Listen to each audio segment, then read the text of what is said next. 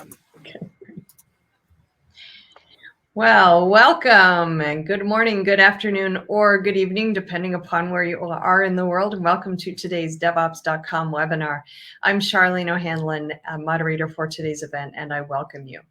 We have a great event on tap. This is a topic that is certainly very, very relevant for so many organizations. But before we get started, we do have a few housekeeping items we need to go over.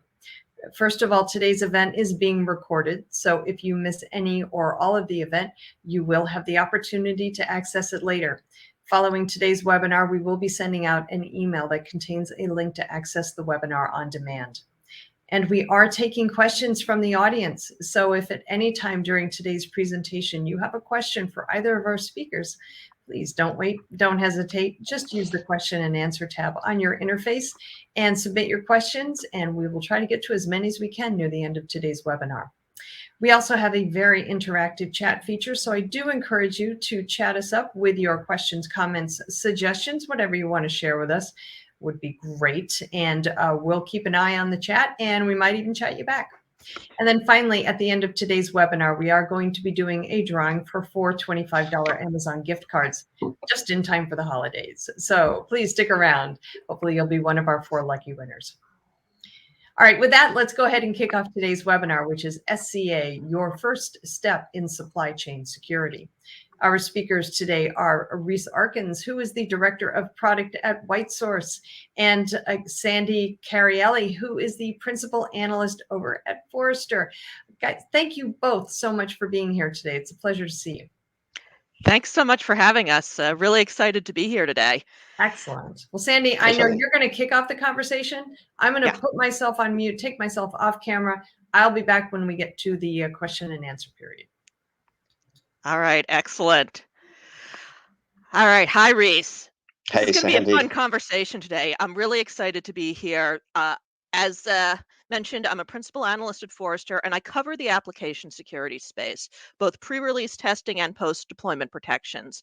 And supply chain security and SCA's role in it is a topic that I've been watching really closely for the last year, as we've seen a number of supply chain related issues really gain prominence in the industry. And we're seeing a lot more attention rightfully paid to supply chain security. But I want to start here, Reese. We're going to do some context setting to begin with, and we are going to talk about what developers want and how developers are building applications today. And if we can sum this up in a single word, it's speed. Organizations are releasing applications more and more frequently. The cadence is just increasing. And, you think about why that is. Organizations and developers are incented to get product and get features into their customers' hands. That's how people make money. They get new product to their customers. They want to increase customer satisfaction. They want to get the latest and greatest features to their customers. You can see that, from Forrester data here, we've been asking developers how frequently they release applications. And the percentage that are releasing monthly or more frequently has gone up consistently, over the past 4 years. It made a big jump, from 2018 to 2019, but it does continue to climb. And that speaks to the fact that developers want to get product out there.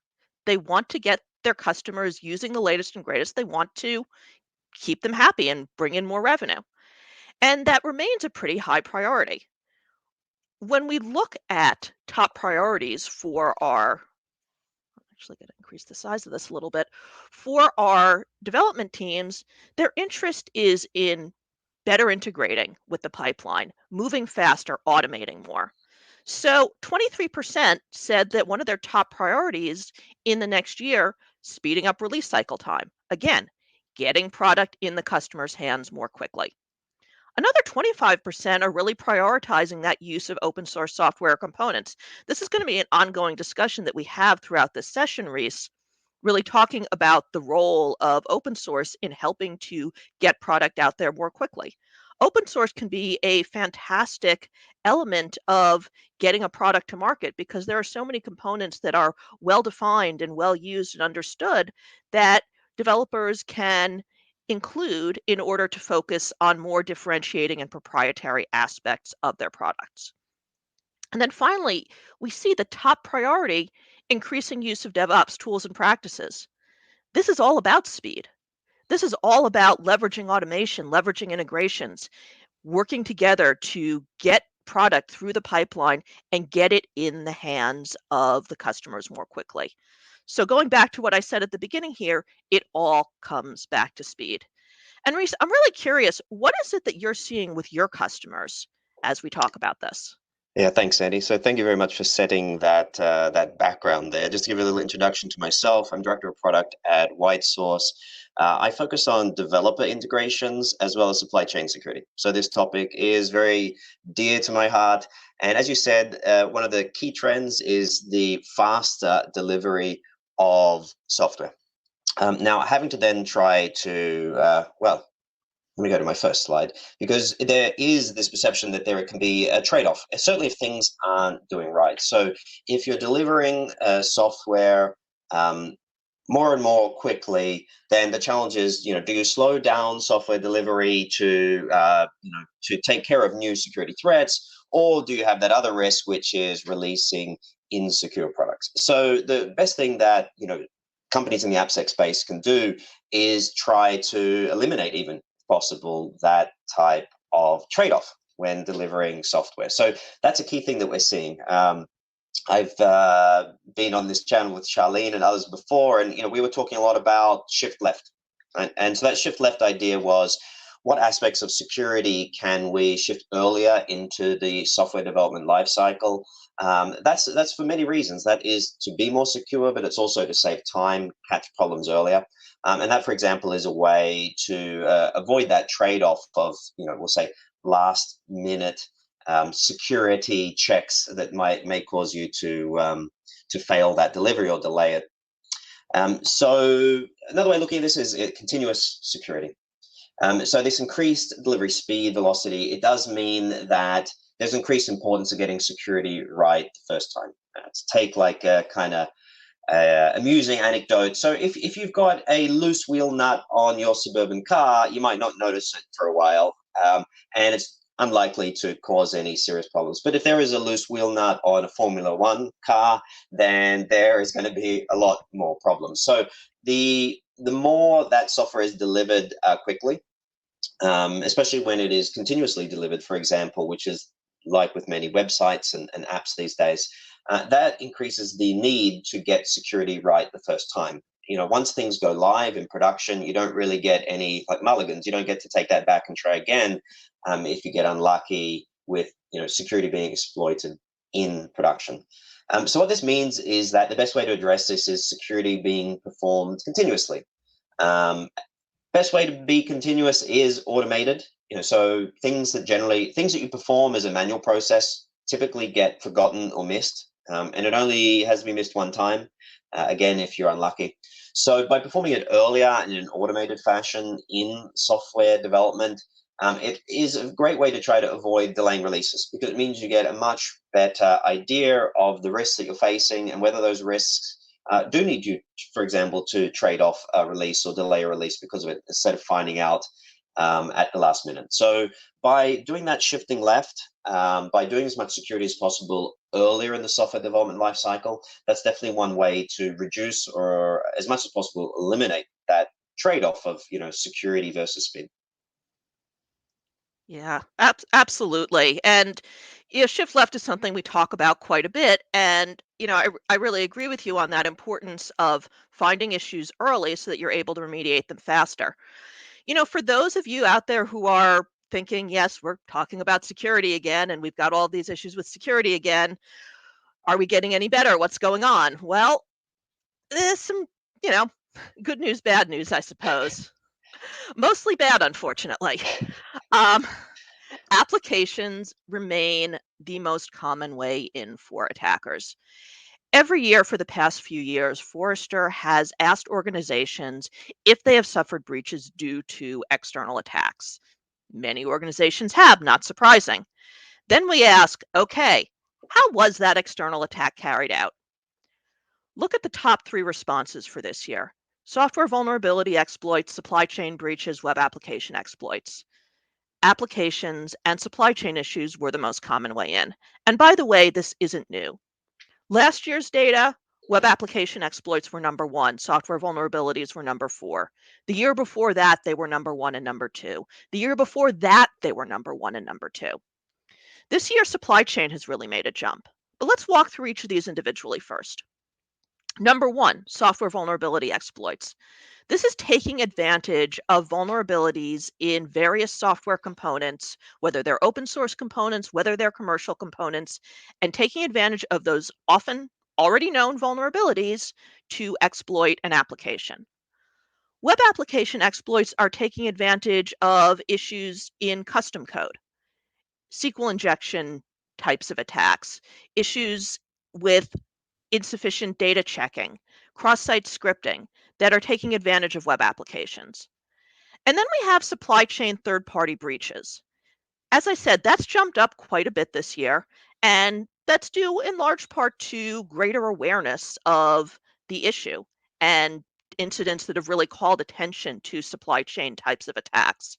Supply chain breaches in this case may sometimes even refer to some software vulnerability exploits, but they're also going to refer to issues with your third party, fourth party, fifth party vendors, taking advantage of vulnerabilities in those vendors and then working your way backwards. They may also be issues with supply chain, with some aspect of how you are building your products and building out your pipeline. And to that point, it may actually be issues in the components that are helping to develop and build out your software development pipeline. That's the one that I want to take a look at a little bit because we've seen a lot of attention there. Over the last year or so, vulnerabilities in the CICD pipeline itself have gotten a lot of attention. This isn't something that was talked about very much a couple of years ago. And then SolarWinds happened. And then attackers were able to compromise SolarWinds and leverage that attack to compromise the pipelines of SolarWinds clients. That was something that was, I think, kind of a shock to a lot of organizations who hadn't thought about the risk to their software from a compromised pipeline. And it also spurred a new level of research as organizations and researchers started to look at other common CI/CD tooling and whether that could be vulnerable and whether attackers could also compromise those tools in order to inject malicious software into somebody's pipeline.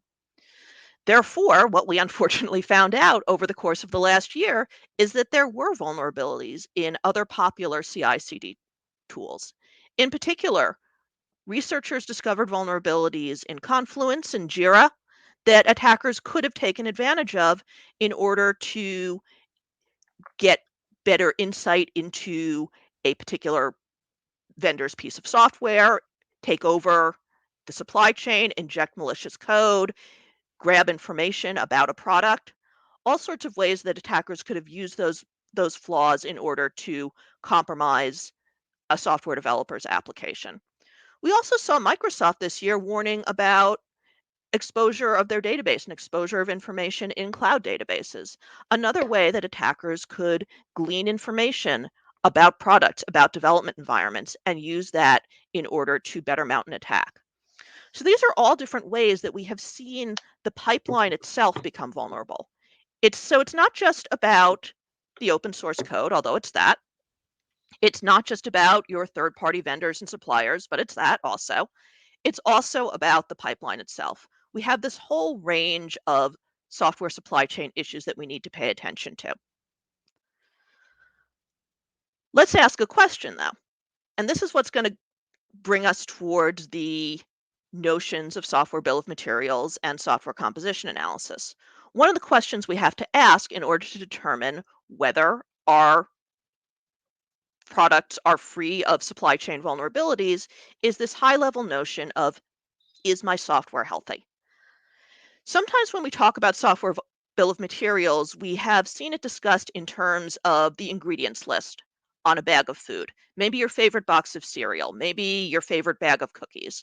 And you take it and you look through the ingredients list and you see it has flour, sugar, different types of flavorings, et cetera, and you look through that and Maybe you understand some of it, maybe you don't understand all of it because some of the names are a little bit obscure, but you have a good sense of what is in your food.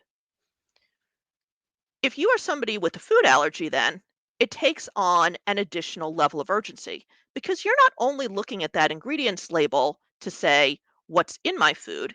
You're also looking at it to say, is there anything dangerous in my food? If I eat this and I have a nut allergy, for example, is this going to hurt me? Is this going to send me into shock? Do I need to put this aside because there is something dangerous for me in there? So when we think about software bill of materials, think of it not just as a list of ingredients, but as a list that we consult in order to determine, is there anything unhealthy for me in here? Is there anything unsafe for me in here? That notion of software bill of materials is something that has been talked about for the past couple of years through government groups led by NTIA and others. But what happened after SolarWinds and after another other sets of compromises and attention is that the Biden administration took some steps forward. And in the middle of this year, they issued a pretty broad reaching cybersecurity executive order that covers a lot of aspects of protecting your environment, protecting your applications, protecting your network. And as we go through this, we're going to talk about what it means for supply chain security and particularly software bill of materials.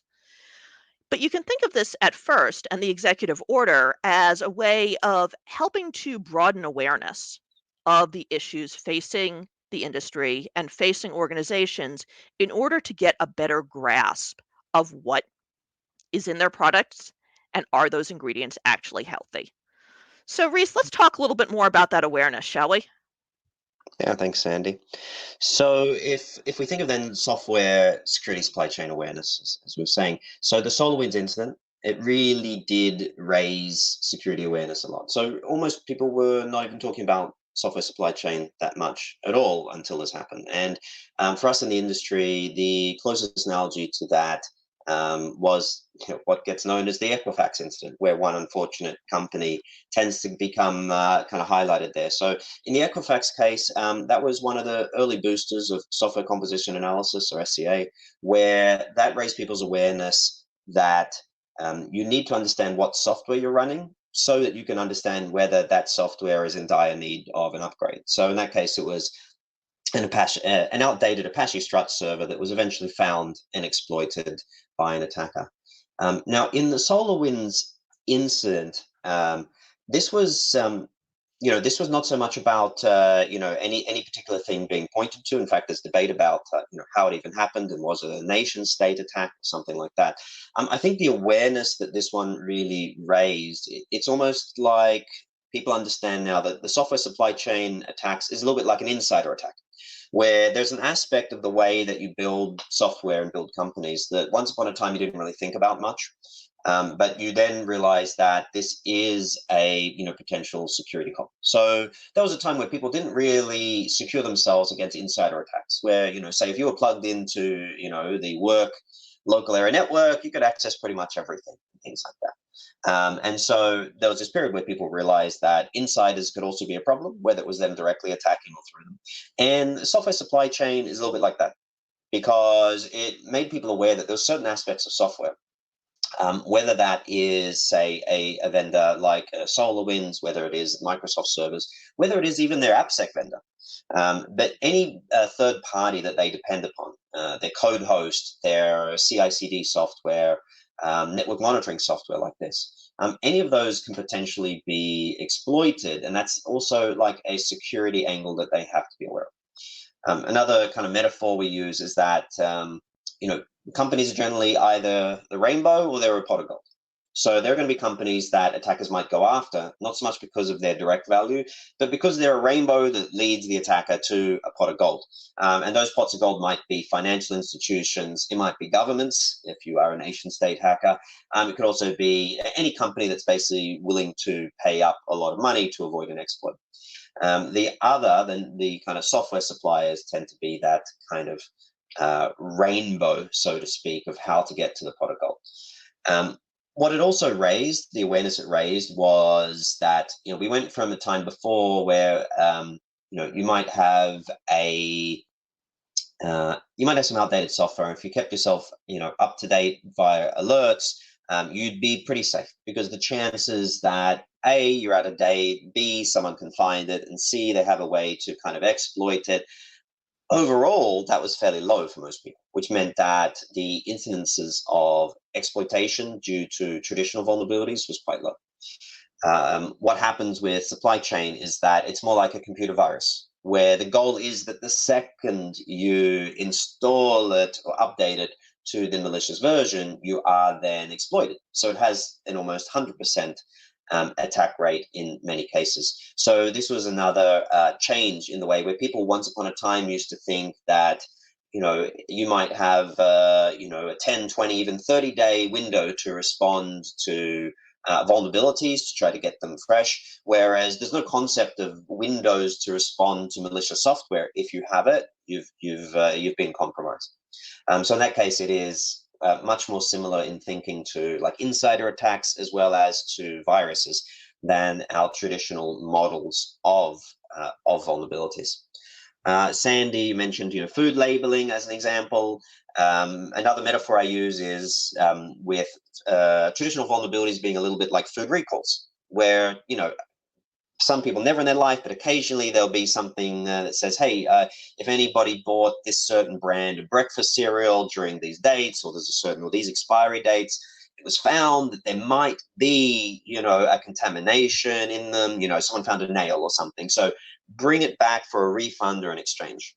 This is pretty similar metaphorically to vulnerabilities, because it's like, hey, if you happen to be using this range of software, there's a very low chance, basically upgrade it or swap it out.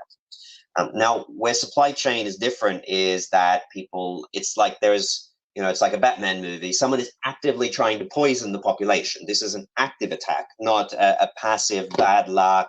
If three things line up, you might be, talked about on webinars by people like us. So that's also a very kind of big difference. And I think it's been pretty big. Like software supply chain has been pretty much the number one AppSec topic, certainly in growth in 2021. But so what this kind of means, we talk also about trust, right? So that, like the analogy to the insider attack, people once upon a time seemed to implicitly trust third parties.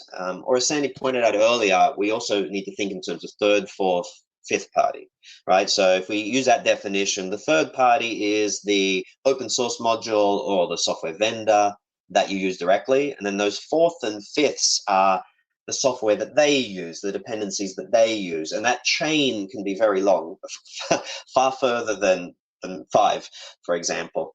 And so the concept is we sort of had this maybe misplaced trust sometimes, that we think, okay, I'm responsible for the software I build and other people are responsible for what they build and we all work together and we're safe. And the reality was people discovered that you can't actually just purely trust everything. You need to treat everything as possible kind of attack vector. So in this diagram here, we're showing, this concept that you've got this external dependency, with the kind of the red, malicious aspect, and people just trusted those types of third, fourth, fifth party modules. That gets bundled into the service that you offer, and the next thing you know, your customers themselves could be exploited. Something I do get asked pretty often on this type of stuff, hasn't come up in the chat yet, but sometimes people say, well, what technically is the software supply chain? And I think one of the dirty little secret of that is that realistically, people weren't talking about software supply chain until the word security got appended to it. It became a term that made it easier for us, including with food supply analogies, to give an analogy to the understanding this chained kind of threat. So I say a company's software supply chain is really any third party, fourth, fifth, sixth, any third-party component which could be used to compromise the final product. So code hosting, CI, and things like that. That's the best way to think of it. So it's pretty much any component which could be compromised to compromise you, which is not something that you write yourself. All right. So if we think of open source in that aspect, White Source, we're generally focused on open source. That's our origin. So this risk needs to be managed very carefully. because first of all, open source for most projects, even what are kind of closed projects, it still is the largest component of the code base. As a ballpark figure, everyone normally uses around like 80%. Like 80% of the lines of code that is shipped is open source. Now, the second aspect, apart from its size, is that it is the most exposed and uncontrolled. So while hopefully your commercial software vendors, while they are doing their best to secure themselves, at the same time, open source developers, no one's really promised that. Of course they usually do, but someone could literally be making open source with the intention to turn it bad. You can't assume people's intentions in that. So it's very exposed, it's uncontrolled, you don't need a license or a ticket to publish, and it makes up a very large portion of the code base. So therefore, like SCA, software composition analysis, it is a key component of supply chain security. So some things have changed, but something that happened that hasn't is that you need to know what software is going, what components is going into your software, particularly open source, and you need to know if something is wrong with any of them.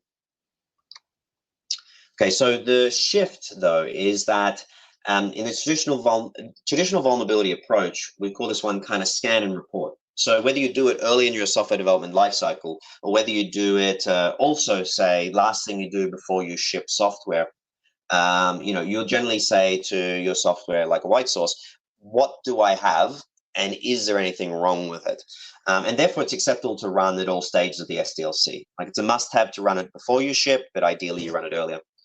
Malicious attacks have changed this because we've needed to go from scan and report to prevent and defend. Because just like a virus, if you've already got the exploit malicious software on your computer, on your CI systems, it's too late. So it's too late.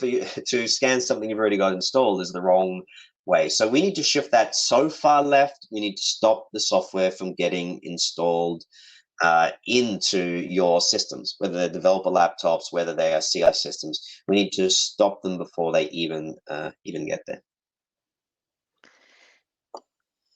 All right, sorry, I have one more. So comparing approaches, malicious packages. So the key thing is you must not install them ever anywhere. That's the real difference between vulnerabilities where you could manage them. The risk of a malicious package is really too high. Do not install anything that is too new to have been scanned. That's a great rule to use. And then the only way to ensure that, if you run npm install or, bundler install or something like that, the only real way to ensure that you don't install something bad is to ensure that your package manager itself never gets the chance to install it. So that compared to traditional vulnerabilities where, you must scan at least once before release. You may delay a release if you haven't scanned earlier, but still, if you scan before release, you're safe. You ideally should scan earlier.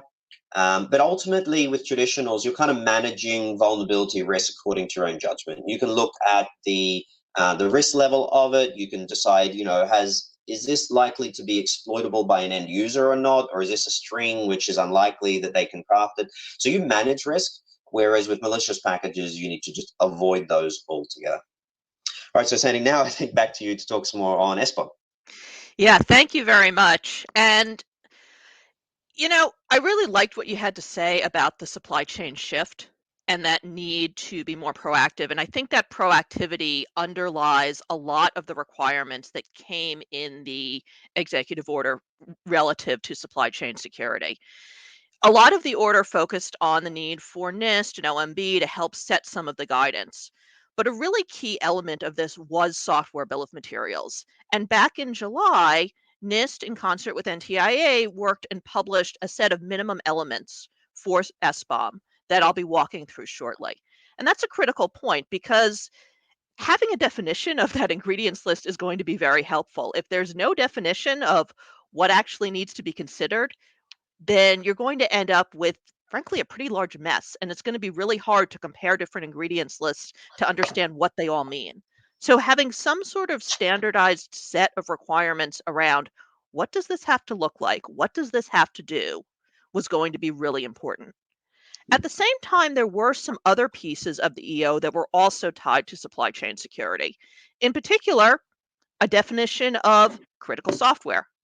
because there was so much in the order that was tied to protecting critical software, but there wasn't a great definition of what is considered critical software. Now, I will say that when the definition was published, it turned out that critical software ended up being applied to, 90% of the software or all software that's out there. So you can have a further discussion about that, but at least being able to understand what is critical software and why it's critical is a step forward. Another aspect of this was around minimum testing requirements. What are organizations selling to the government going to have to do in order to test their applications, test their products for issues? What is that bare bones requirement? And the last element of this that was in the executive order was this notion of labeling. And this is still a work in progress. They were really asking to do some further investigation and decide whether there's some type of labeling process that might make sense to apply to software. I have here on the slide two labels that a lot of you have probably seen before. One is the Energy Star label. When you've gone out to buy appliances, the Energy Star label tells you, is this efficient? Has this been tested for energy efficiency? Then there's the Good Housekeeping seal of approval, which many of us growing up in the 80s and 90s probably saw a lot of, where it would be applied to a product that you bought and indicate that the folks at Good Housekeeping had done some testing, had determined that this was a safe, useful, well developed, well designed product that you could use with confidence. So the question that's being asked is there an equivalent in software?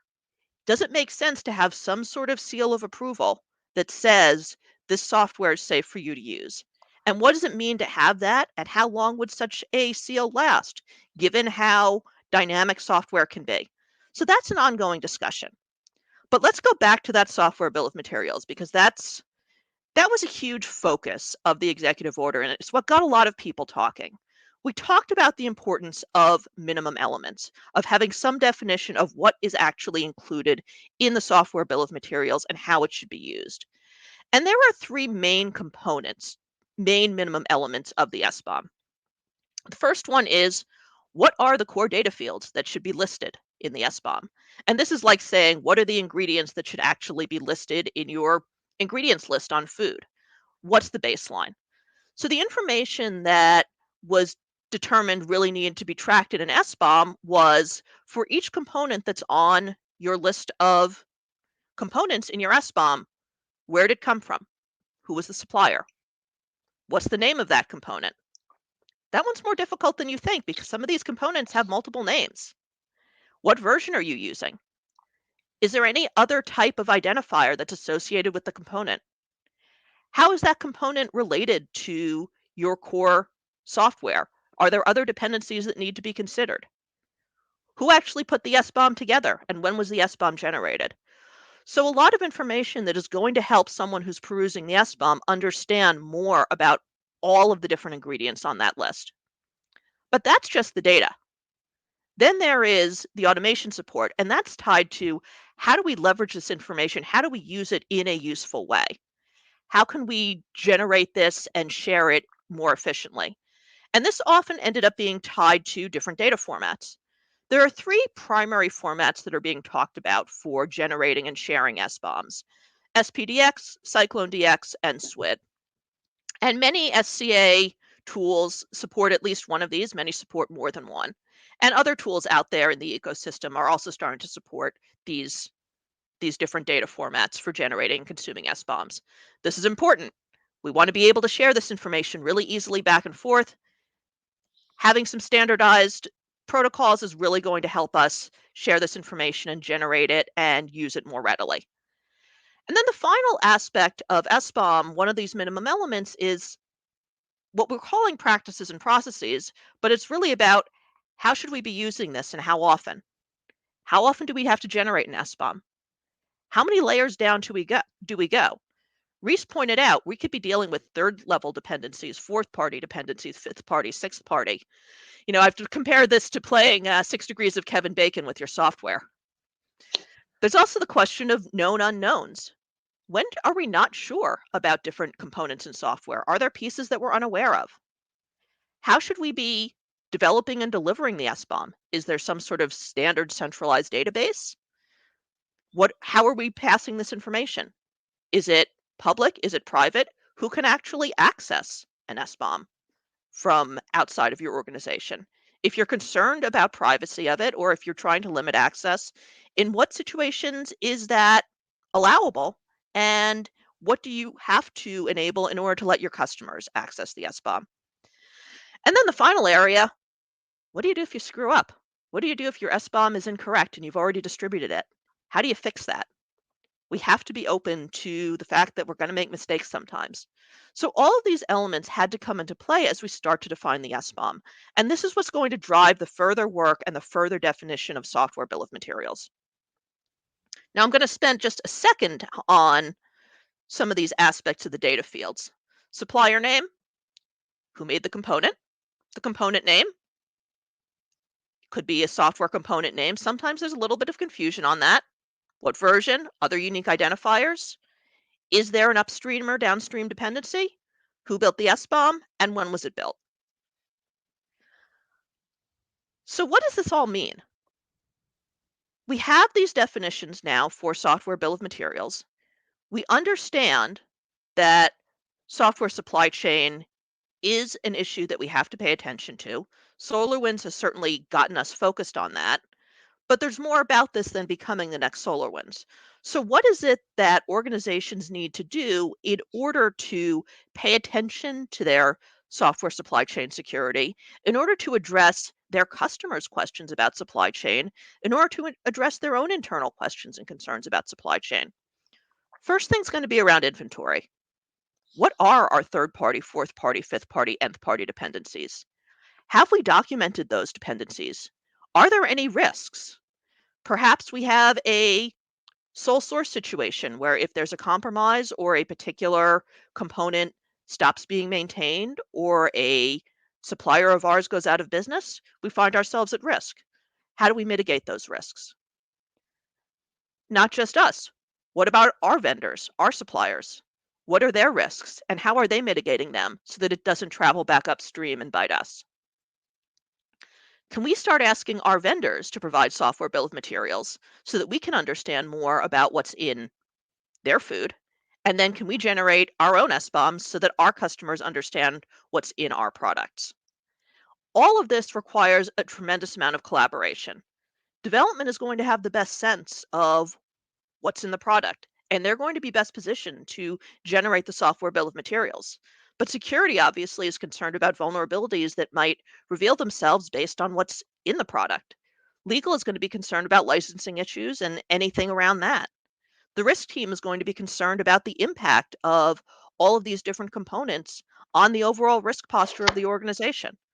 So we need all of these different teams to work together in order to implement software composition analysis and leverage that to have a much better view of supply chain security and ultimately software bill of materials as well.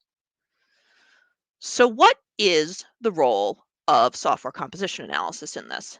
There's a lot going on here. And I'm going to go through 4 key areas. The first one is about policy. Reese talked about the risks of malicious components. Well, if we're setting policy, maybe we want to say that we won't accept any components that haven't been scanned or that aren't known. Maybe we want to limit the number of the types of components we can use to certain types. Maybe we want to have some guidelines and some automated policies that force us to run some checks before we just add different open source components, commercial components, etc., into our software development pipeline. To that end, SCA can also be used to find issues, identify, remove those malicious components, get them out of our pipeline, get them out of our repo. We don't want them. At the same time, SCA is about more than security. Yes, we're going to scan for security issues. SCA can also be used to scan for quality issues. Maybe our concern isn't just about the vulnerabilities, but about how maintainable that particular component is.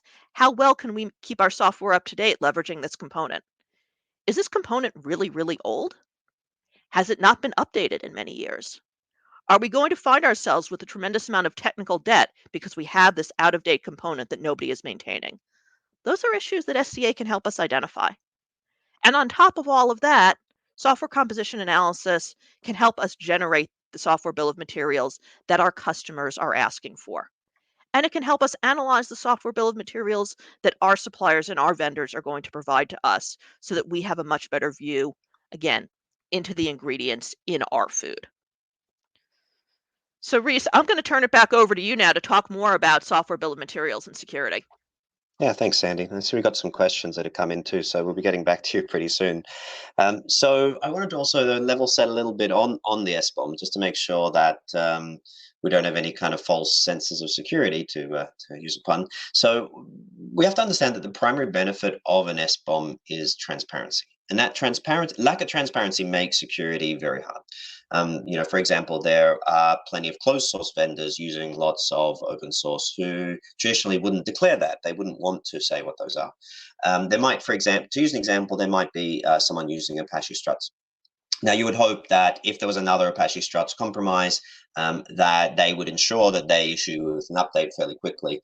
But the type of transparency that SBOM gives us would mean that companies could also be somewhat in control of their own destiny. For example, they would know that that is a component and also be able to be alerted at the same time.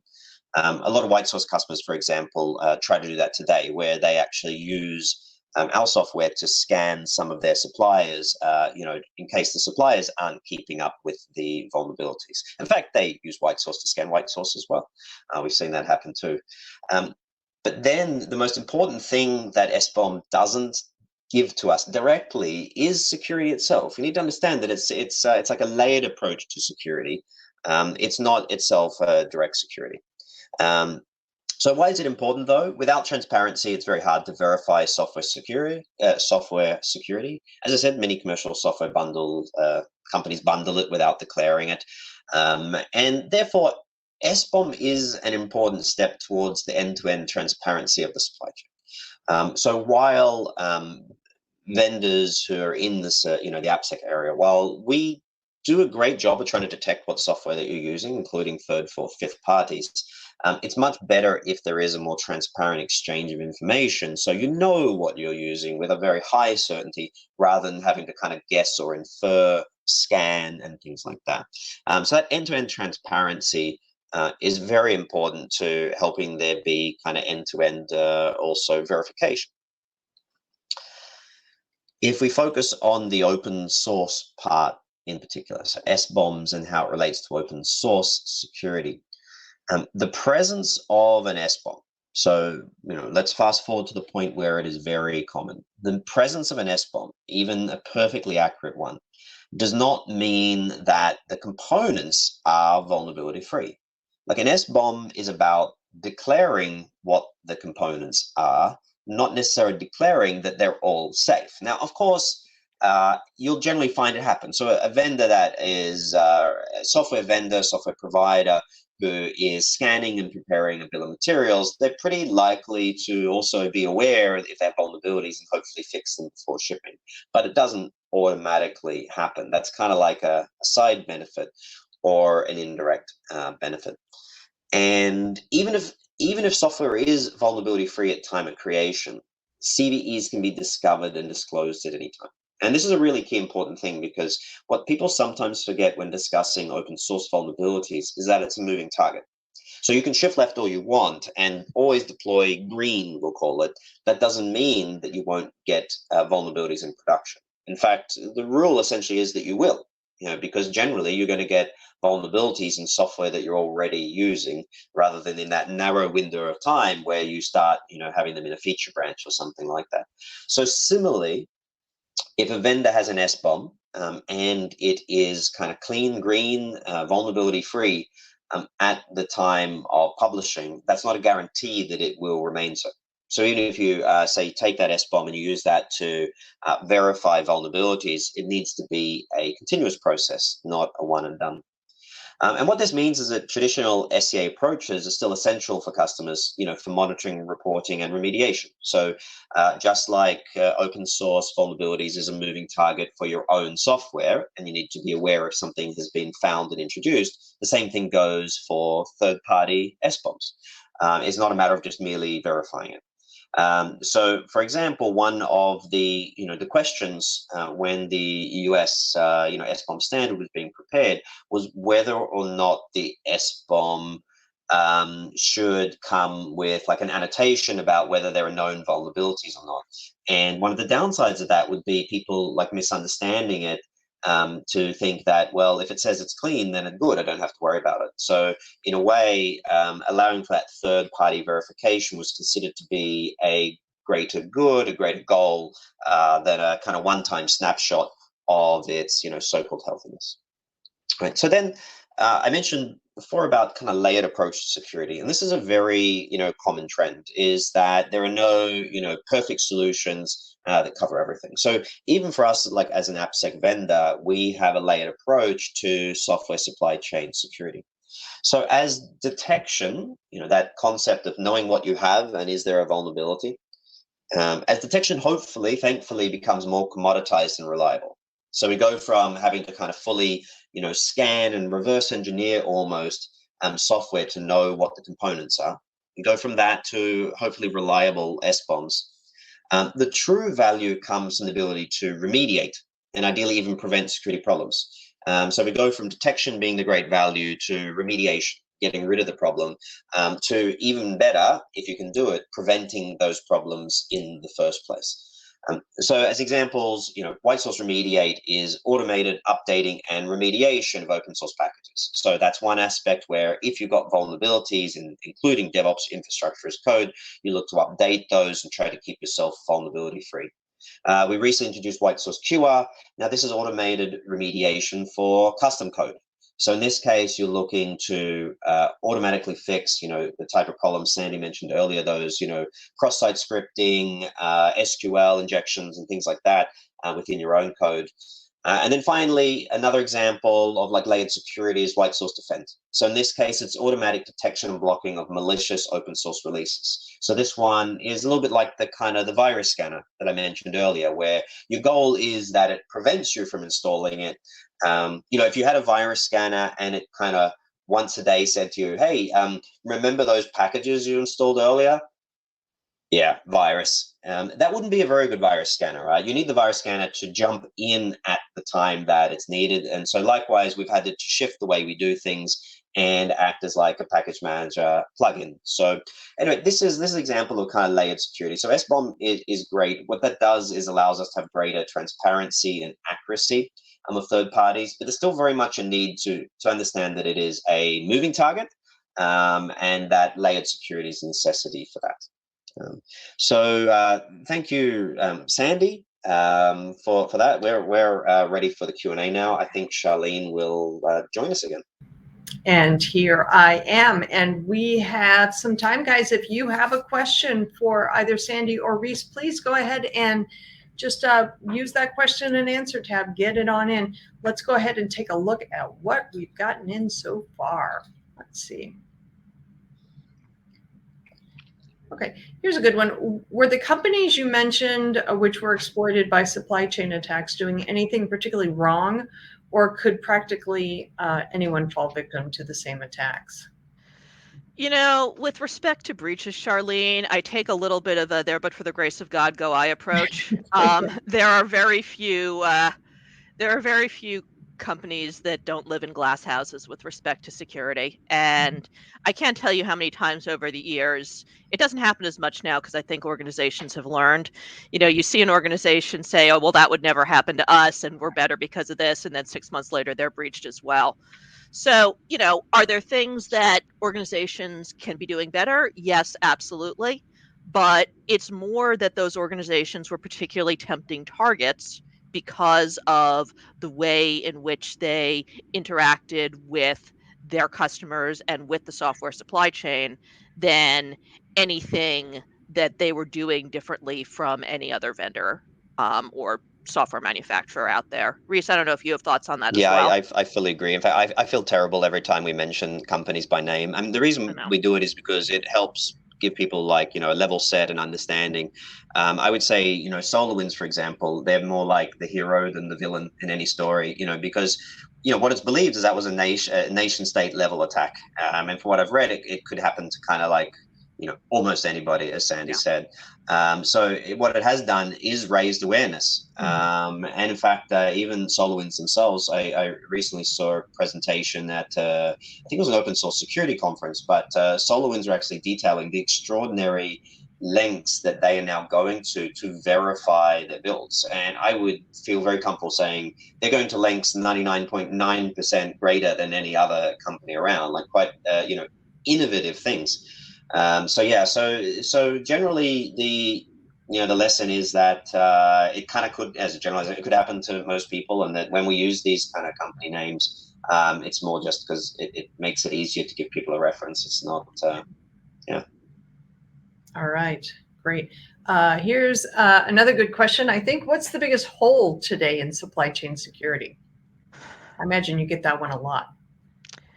I'm going to go back to some of the data that I showed at the top of this webinar, just about the number of breaches that are due to software vulnerabilities in open source components.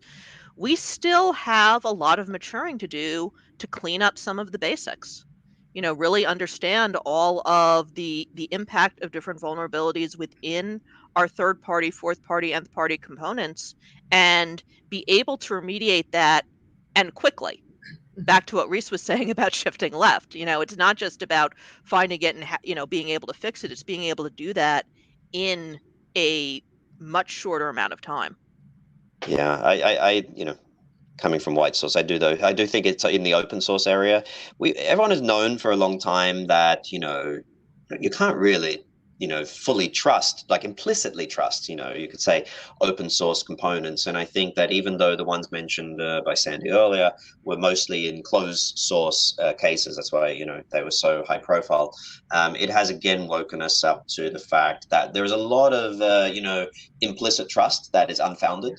And another aspect I actually forgot to mention earlier, which makes open source particularly important, is that from the second that a vulnerability is known in open source, the bad actors, they know about it too, right? So the clock is ticking, and that window is really really narrowed. That like 30-day time to deal with high risk vulnerabilities. That's really not that long ago that was a standard for many security teams, and we're getting now to the point where you see exploits, proof of concepts going live within hours or days of the CVEs being published. So I think this is still like the biggest hole because of how public open source vulnerabilities are when they become disclosed. Yeah, that makes a lot of sense. Okay. Here's another question that Alex actually just sent in. Are you seeing any of the three SBOM formats, SPDX, CycloneDX, or SWID, SWID, taking the industry lead in terms of adoption? And if so, do you have any thoughts why? Interesting question. And thanks for asking it, Alex. I don't have a lot of information on this. I would say I hear more about SPDX and CycloneDX than I do about SWID these days, but all three of them are on track to have adoption. We're not going to get to a point where it's just going to be a single format, a single winner. So I think we can expect that we're going to be leveraging all of them in different capacities. Reese, I don't know if you've seen anything else on this.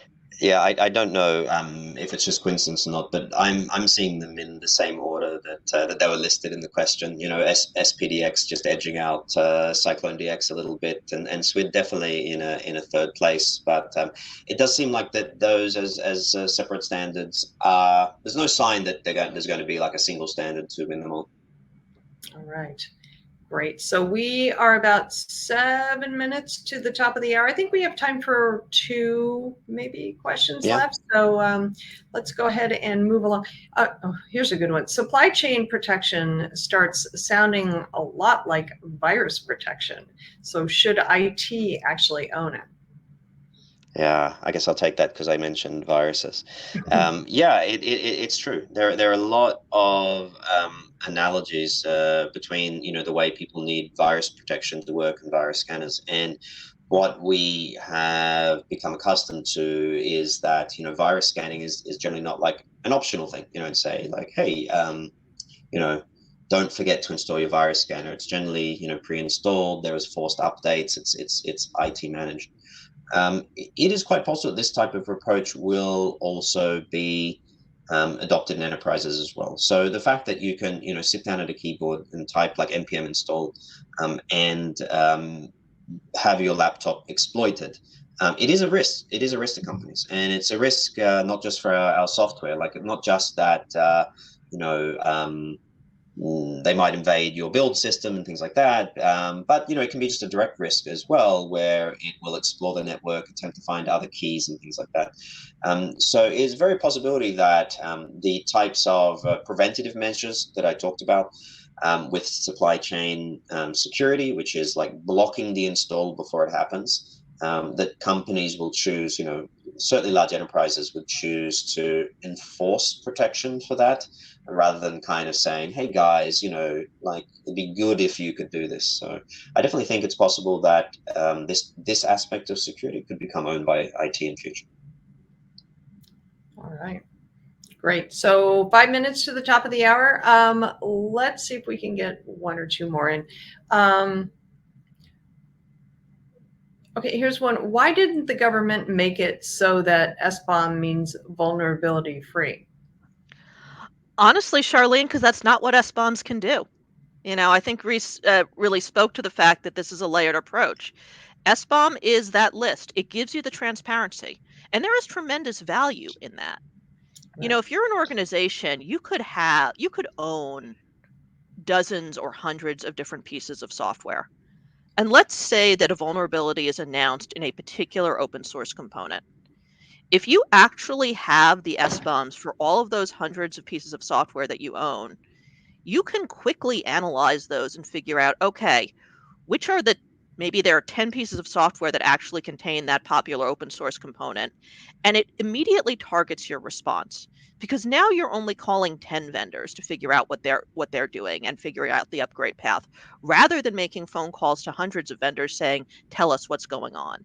So it really is about transparency and helping the organization focus and understand what they need to do. The SBOM on its own, as Reese very articulately said, it's not about security. It's about transparency. It's a layer in the approach. Yeah, same principle as say food labeling. It doesn't mean it has to be sugar-free or healthy. That transparency then becomes Yep. kind of like a self-correcting solution. Got it. All right. I think we have time for one more question, and then we'll go ahead and close out the question and answer period. And this is, I think it's a really good one. It seems a little quiet on SBOM since the government announcement. So is everyone waiting around for the U.S. government to take the next steps, or are there things that the industry should be preparing for anyway? All right, I can take this one. There was always going to be a quiet period after the executive order because there were steps that the different organizations, NIST and others, had to take in terms of getting things programmatically out there. It wasn't going to be, okay, now we've turned around everything, the day after tomorrow. But SBOM, even before the executive order, SBOM helped us to create a language to explain the concern around open source, helped us start to come up with a common way of talking about this issue that maybe we didn't have before. And it's helped us to crystallize that quite a bit. Even before SolarWinds, I was getting inquiries from organizations who wanted a better view of their open source usage, who had concerns about this. I think Software Bill of Materials has given us a common language and a common framework to have those conversations. So we can start using that now. We can start using SBOM today, get our suppliers aligned, figure out what's in all the things that we're buying. Also use it internally and external customer facing in response to our customers' requests and requirements, because they're going to start coming to us with the same questions that we're asking our vendors. What I'd really say about this is there's no reason to wait. We have the basics here. We've been having this conversation for a while. SBOM has now given us a way to talk about this. So let's use it to start meeting the need that already exists. All right. Good stuff there. Well, we are about a minute to the end of the webinar, so obviously that's all the time that we have for question and answer period, but I do want to thank everybody who did submit questions. There were some really good ones. And I believe we got to everybody's questions, but if we did not, please know that the folks at WhiteSource are getting a copy of all the questions, and I'm sure they'll be more than happy to follow up with you offline to get your question answered. Also, a quick reminder that today's event has been recorded, so if you missed any or all of the event, you will have the opportunity to access it later on. Following today's webinar, we are sending out an email that contains a link to access the webinar on demand, and the webinar is also going to be living on the devops.com website, so you can go find it there. Just go to webinars.com/on-demand, and it should be right there waiting for you. Real quick, since we are at the top of the hour, let's do that drawing for the $425 Amazon gift cards. Our winners today are George F. Congratulations, George. Jeff W. Congratulations, Jeff. Kevin W. Congratulations, Kevin. And finally, Elliot T. Congratulations to all four of you. We'll be following up with you offline to get your Amazon gift card over to you via email. So please check your inbox. And if you don't see that there, please check your spam folder. Reese and Sandy, what a great presentation. Thank you so much. So many great takeaways in this conversation. So I do appreciate your time and your expertise. Thanks for having me. Thanks, also Sandy. want to, yeah, you bet. And I also want to thank the audience for joining me today. This is Charlene O'Hanlon, and I'm signing off. Have a great day, everybody, and please stay safe.